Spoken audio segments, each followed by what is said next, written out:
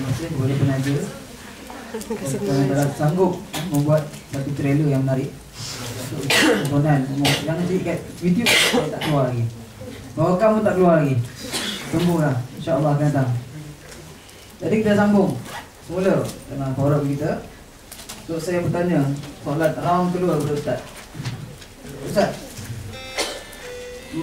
peristiwa hijrah ni peristiwa yang besar dalam Islam.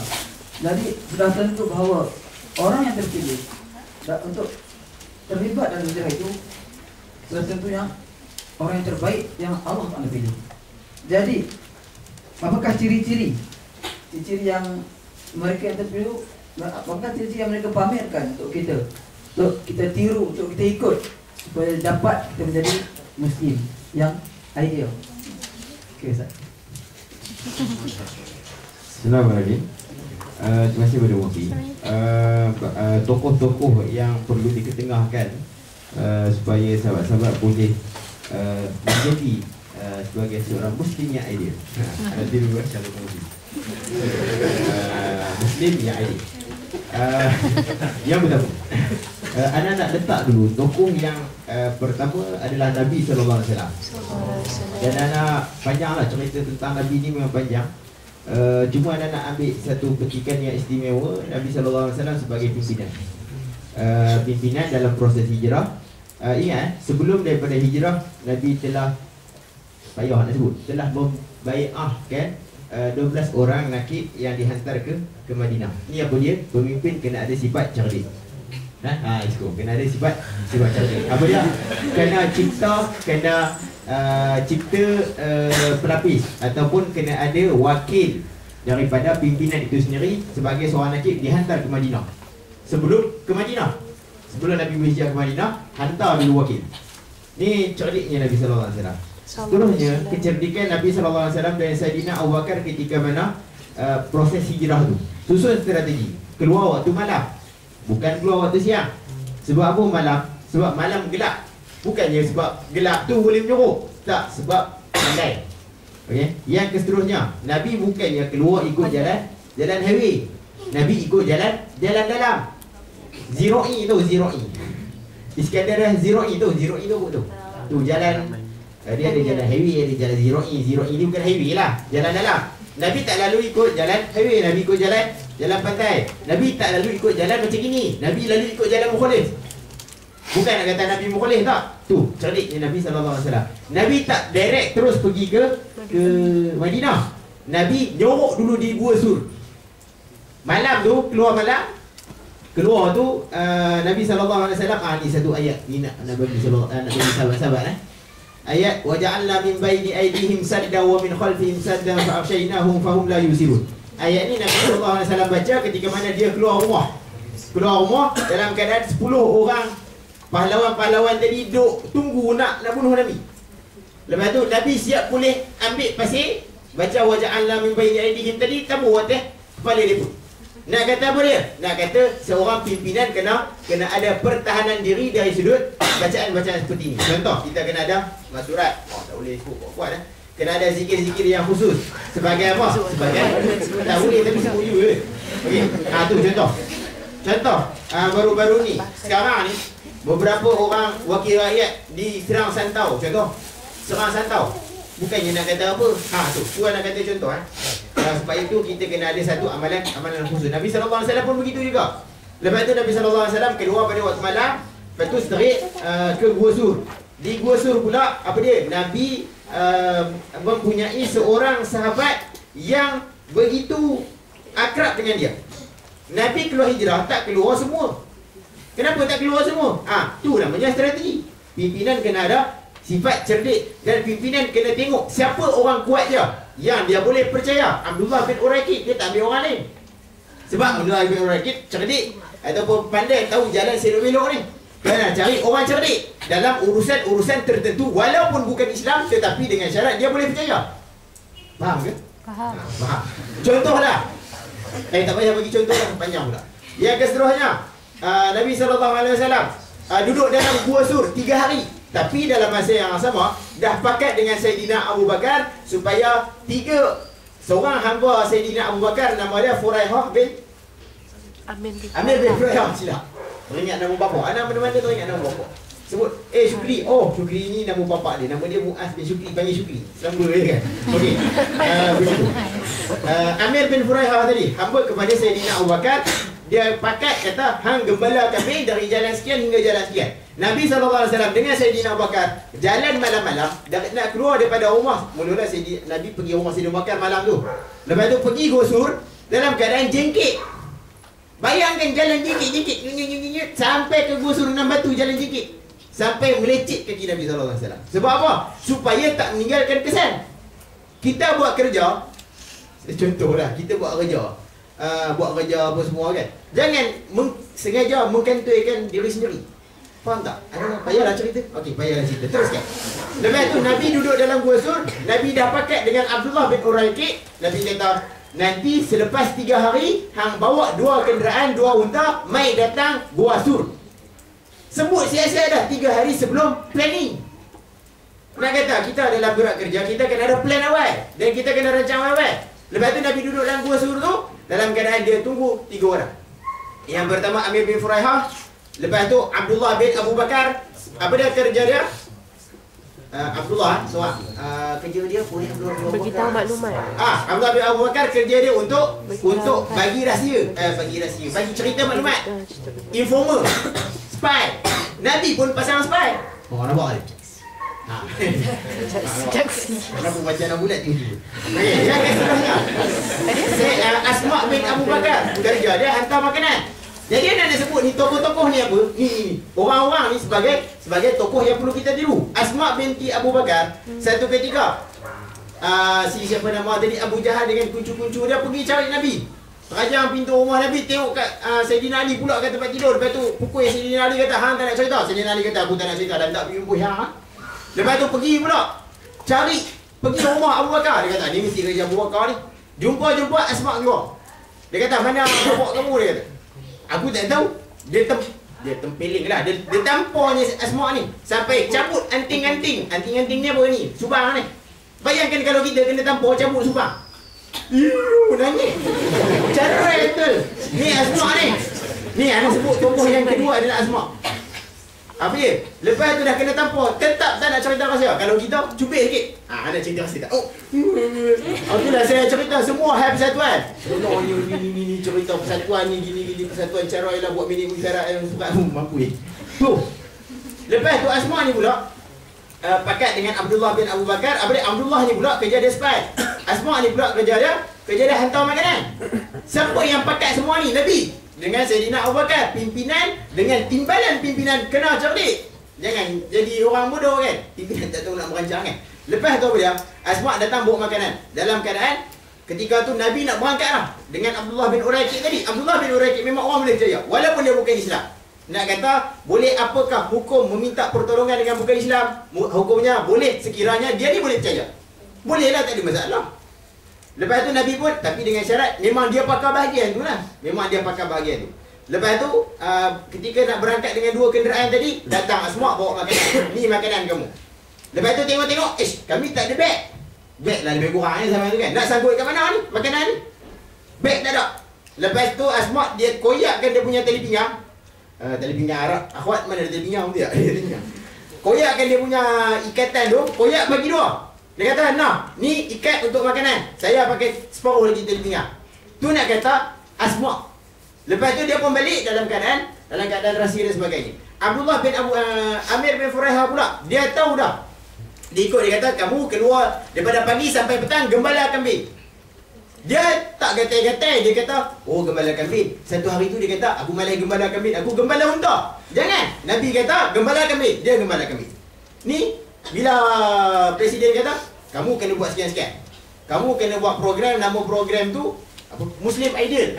Betul. Tiba-tiba dia buat Muslim Ideal. Buatlah Muslim Idola. Nampak best sikit saja nak boleh dengan presiden. Gatai tangan. Jangan gatai tangan. Panjanglah cerita ni tokoh-tokoh ni. Lepas tu Nabi SAW berhijrah bersama Sayyidina Abu Bakar. Sayyidina Abu Bakar adalah orang yang paling banyak berkorban. Sanggup mempertahankan diri jadi perisai. Kalau tiba-tiba kalau kita tengok dalam cerita kan, filem kan, orang tengok mesti hero dia ni akan tahan badan dia. Hero dia kena tembak pula dah. Sanggup mempertahankan nyawa makwa dia. Poyo gila kan. Lepas tu bukan nak kahwin pun. Cium-cium sikit habis cerita. Lepas tu Sayyidina Abu Bakar ni punya tahan kat Nabi. Lepas tu jalan sampai di jalan pantai. Abdullah Suraqah bin Malik pula dia dengar cerita. Nabi dengan kawan-kawan dia sedang lalui jalan pantai. Dia pergi kejap. Suraqah bin Malik ni bukan tokoh lah. Yalah, lepas tu kuda dia terbalik apa semua, kereta dia terbabas. Ni nak langgar Nabi ni. Terbabas. Accident seorang-seorang. Jalan kosong. Tu nak kata mukjizat Nabi sallallahu alaihi wasallam. Panjanglah cerita dah kan. Lepas tu Nabi sallallahu alaihi wasallam sampai di Quba, buat masjid. Kenapa Nabi sallallahu alaihi wasallam buat masjid? Nanti dulu. Sampai di Mekah pula 3 hari selepas tu Nabi buat 3 perkara. Apa dia? 3 perkara tak banyak pun. Nabi bukannya buat semua ni. Nabi tergesa-gesa. Nabi bukan istiqjal dalam membina sebuah negara Islam. Nabi berhijrah untuk apa? Membina sebuah negara Islam. Bukannya hijrah saja-saja. Hijrah. Kenapa kamu hijrah? Saya hijrah ni supaya saya dapat menenangkan hati. Tak ada. Supaya saya boleh tengok kecantikan orang-orang Madinah. Mengena-ngena. Tak ada Tak ada. Nabi SAW pergi Madinah untuk bina negara Islam. Mula-mula nak buat negara Islam, dia bukannya buat semua benda nak buat. Kena ada AJK sukan, kena ada AJK. Semua tu, orang tak ada. Lepas tu Nabi pun fikir-fikir, okey, kita buat negara perkara. Yang pertama, takhir. Yang kedua, bina masjid. Masjid Nabi nama dia, Masjid Nabawi kan. Yang ketiga, buat piagam Madinah. Buat piagam ni macam undang-undang tubuh. Nak kata undang-undang tubuh ada tak? Ada. Kalau nak perubatan tak ada undang-undang tubuh, memang dah sikit kat sini. Tak adalah. Sambung kan. Perubatan kena ada undang-undang tubuh. Tak apalah, dah ada kan. Kena ada etika. Nampak tu? Nabi mula-mula Nabi buat markas, iaitu masjid. Ni 3 benda. Lepas tu Nabi buat etika, peraturan dan sebagainya lah, perlembagaan dan sebagainya. Lepas tu dalam masa yang sama Nabi perkasakan ukhuwah.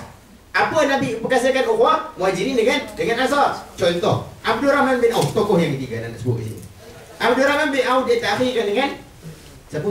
Muaz ke apa? Anda tak ingat nama dia. Tapi Abdul Rahman bin Auf memang saudagar terkaya di Mekah ketika itu. Dia tinggal semua harta dia, balik ke Madinah. Dia bersama dengan ditakhirkan juga dengan orang yang tokeh ketika itu. Anda tak ingat nama dia? Muaz ke apa lah.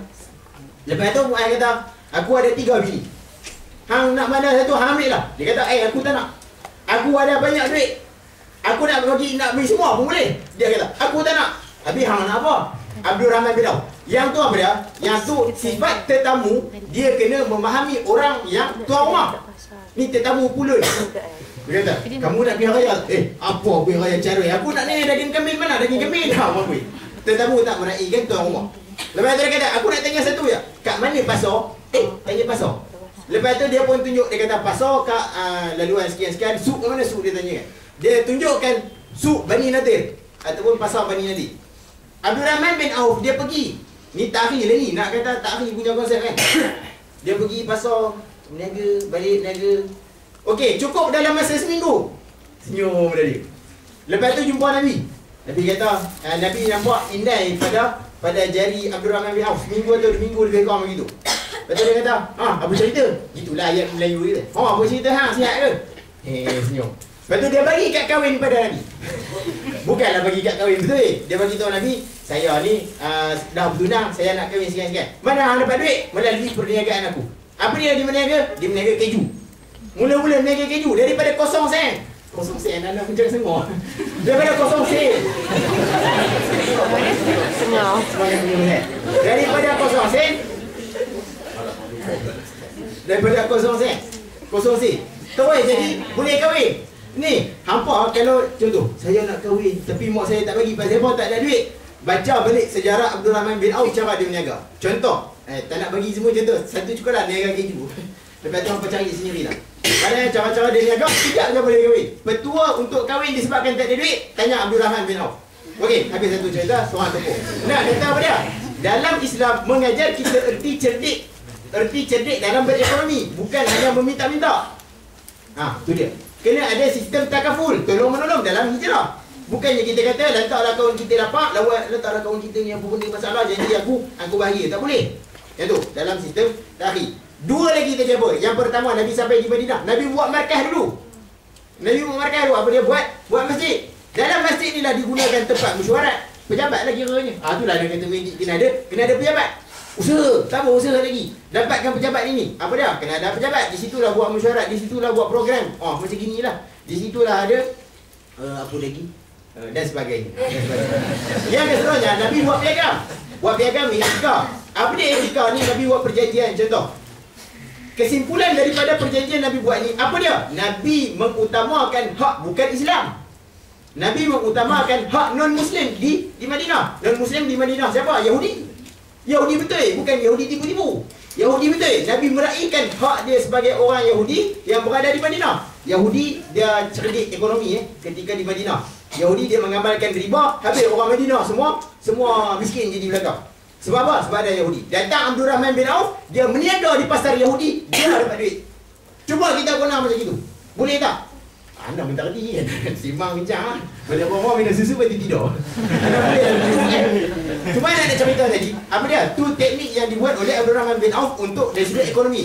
Tokoh dari sudut pengorbanan, dari sudut kecerdikan tengok Nabi. Tokoh dari sudut pengorbanan tengok pada Asma. Tokoh ekonomi tengok pada Abdul Rahman bin Auf. Tokoh pengorbanan lagi tengok pada bapa kepada Asma tadi, Sayyidina Abu Bakar. Tokoh pada apa lagi? Pada dan sebagainya, banyak sangat kalau nak cakap. Yang keseterusnya nak sebut apa dah? Nabi bila mana meraihkan hak bukan Islam dengan apa? Dengan dia buat piagam tadi, apa dah? Untuk apa? Untuk meraihkan semua pihak. Ada orang Islam, ada muhajirin, ada hak ni dan sebagainya. Jadi di sini nak sebut sebenarnya kisah ni panjang. Dalam kisah hijrah ni pula ada satu kisah, nama dia kisah kaum Tubak. Kaum Tubak ni apa? Ana nakalkan daripada ana dengar cerita daripada Ustaz Herul. Ustaz Herul dengar cerita betul-betul daripada Syekh Sa'jawi siang tu baca kutub sitah baru. Apabila Syekh Sa'jawi dia kata sebenarnya Nabi bila sampai di Madinah, Nabi duduk di rumah siapa? Abu Ayyub Al-Ansari. Abu Ayyub Al-Ansari. Ana teringat Ansar gitu. Abu Ayyub Al-Ansari Sampai di Madinah, Nabi kata semua orang nak kat Nabi. Kata Nabi meh ada rumah aku, Nabi meh ada rumah aku kan. Mehlah rumah aku semua kan. Nabi kata biar unta ni bergerak sendiri. Unta ni pun bergerak sampailah rumah Abu Ayyub Al-Ansari. Cerita punya cerita sebenarnya kaum Tubak ni hidup sebelum zaman Nabi beratus-ratus tahun. Beratus-ratus tahun. Depa kaji dalam kitab Bible, dalam kitab Injil, kaji. Satu ketika nanti ada seorang hamba Allah Subhanahu Wa Taala akan namanya Nabi Muhammad, namanya bla bla bla bla bla bla. Cek menggunakan falak apa semua, dia ni akan berada di rumah, di tapak rumah Abu Ayyub Al-Ansari. Ni punya dia pun boleh tahu ni. Tanya penasihat mesyuarat apa semua. Kaum Tubak, raja bagus. Raja yang bagus. Dia kata aku nak beriman dengan Nabi SAW. Tentu Nabi tak lahir lagi. Ni nak kata apa? Umat-umat terdahulu punya beria-ria nak jadi umat Nabi tapi tak dapat. Kita jadi umat Nabi tapi kita buat dono je. Nabi itu siapa? Nabi itu lahirnya di Bil Madinah ke Fil Madinah? Kita nak tanya lah kan. Tahu tak? Nabi dilahirkan Fil Madinah ke Bil Madinah? Nabi dilahirkan di Mekah kan? Jangan dia tukar.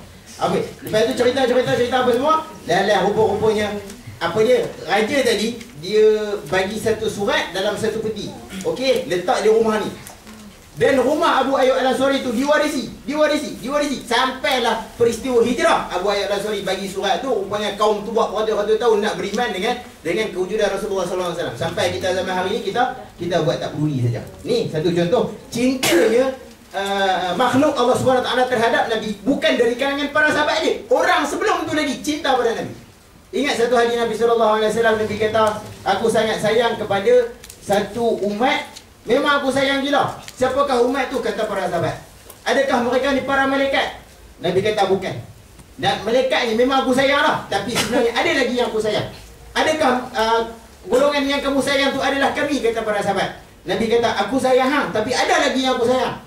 Siapakah dia? Cek punya cek. Rupanya dia kata aku sayang mereka yang sayang aku sedangkan mereka tak pernah tengok aku. Kata Nabi SAW. Aku sayang umat aku yang dia ni cinta kepada aku sedangkan dia tak pernah tengok aku. Dia tak pernah jumpa aku. Dia tak pernah sembang dengan aku pun. Siapakah dia? Kita hari ni. Kalau kita hari ni kata sayang Nabi, kita lah. Kalau kita hari ni kata Nabi pun kita tak kena, jangan mimpi. Jangan mimpi Sekarang ni cuba kita letakkan satu harapan. Paling kurang aku tak boleh nak jumpa Nabi, aku mimpi jumpa Nabi. Nampak? Paling kurang kalau kita tak boleh nak mimpi, tak boleh nak jumpa Nabi. Kita mimpi jumpa Nabi. Udah malam ni. Ni malam-malam. Semoga aku mimpi jumpa awak aku naik buayan. Oh loh. Buayan pula. Habis langsung kan. Oh, kita tak pernah mimpi untuk jumpa yang tersayang. Kita dok mimpi, bagilah aku jumpa saya sayang ni sayang. Sedangkan sepatutnya kita mimpi jumpa yang lebih tersayang, iaitu Nabi sallallahu alaihi wasallam. Dalam peristiwa hijrah ni nak mengajar kita erti cinta Nabi. Nak mengajar kita erti cinta bina sebuah negara Islam. Tadi anda dah sebut 3 tokoh. Tokoh yang keempat adalah Saidina Abu Bakar, pun anda dah sebut juga. Tokoh yang keseterusnya Suhaib, tadi anda dah sebut dah, dia sanggup tinggalkan harta dia. Tokoh yang keseterusnya nak jadi Muslim ideal, dia sanggup tinggalkan harta untuk Islam. Boleh betul. Ni, contoh dah. Siapa sanggup kredit dia macam air semata-mata untuk persatuan, contoh. Ni kredit macam air. Tu kredit macam air. Minum habis, minum pergi tadah, kan. Ha, kredit macam air. Nak terai jadi esko. Baru hampa tahu mana kredit macam air. Tu apa dia? Pengorbanan. Satu lagi tokoh yang nak disebutkan, Suhaib, Abu Salamah. Anda sebut tadi Abu Salamah. Apa dia? Dia memahami erti cinta yang sebenar. Dia lebih cinta kepada yang tersayang. Terpaksa tinggal dan sayang. Akhirnya yang tersayang tadi temukan dia dengan si sayang dia. Faham ke? Okay. Dan sebagainya. Okey, jadi itu saja untuk orang Ustaz Kaidi. Wallahu a'lam. Assalamualaikum warahmatullahi wabarakatuh.